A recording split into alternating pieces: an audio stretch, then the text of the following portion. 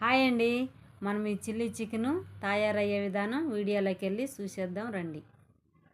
Chilli చికెన్కి 1/2 kilo chicken తీసుకున్నానండి. శుభ్రంగా నీట్గా కడుక్కొని వచ్చాను. దీంట్లోకి మసాలా తయారు చేసుకుందాం. ఒక చెక్క, 2 యాలక్కాయలు, 4 లవంగాలు, చిన్న జాజికాయ ముక్క, కొన్ని మిరియాలు, ఒక గుప్పెడు పుదీనా,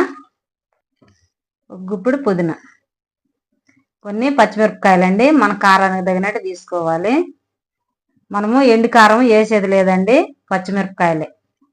ఇప్పుడు మనము ఇది మెత్తగా పేస్ట్ చేసుకొని వద్దామండి, మిక్సీ పట్టుకొని వద్దాం. ఇగో ఈ విధంగా పేస్ట్ చేసుకొని రావాలండి, మెత్తని పేస్ట్ లాగా చేసుకొని వచ్చా. ఇప్పుడు మనము కూర కలిపి పెట్టుకుందామండి.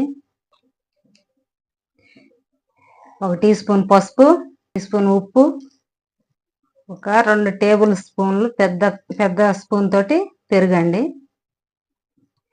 1 టీ స్పూన్ అల్లం చిల్లిపాయ పేస్ట్ అండి, అప్పటికప్పుడు నూరేసుకుందాం. ముందుగా మిక్సీ పట్టుకొచ్చుకున్న చిల్లీ పేస్ట్ ఇదంతా కలిపి పెట్టుకున్నామండి. ఇంకా మనం కారం వేసుకోని అవసరం లేదు.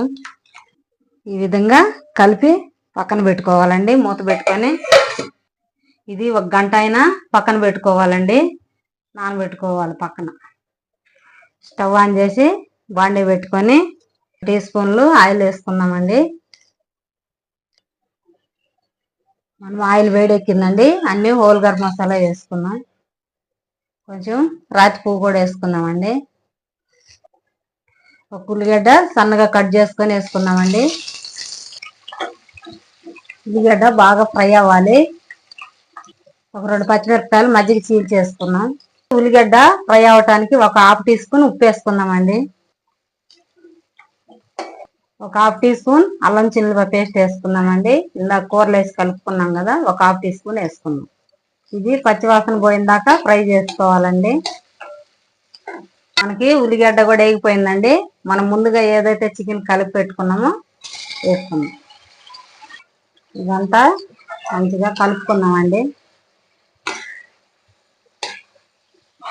మనము మూత పెట్టుకొని ఉడికించుకుందాం.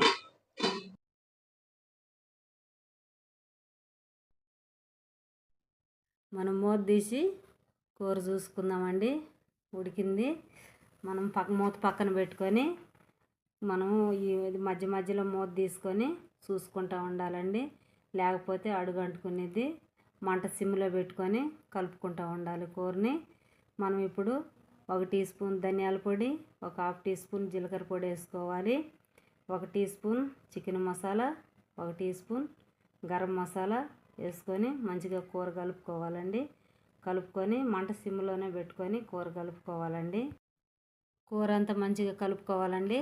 కలుపుకొని మనము 1 గ్లాసు నీళ్ళు పోసుకుందామండి. ఆ గ్లాసు నీళ్ళు పోసుకొని మసాలా వేసుకున్నాం కాబట్టి ఇవన్నీ మంచి కూరలో కలుస్తాయి. నీళ్ళు పోసి కలుపుకొని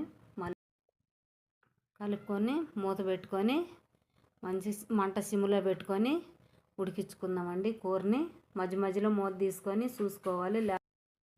మనం మూత తీసి చూద్దామండి. మన కూర రెడీ అయిపోయింది, మంచిగా ఉడికిందండి. మనం ఇప్పుడు కూర కలుపుకొని మన ముక్క ఉడికిందో లేదో చూసుకుందాం.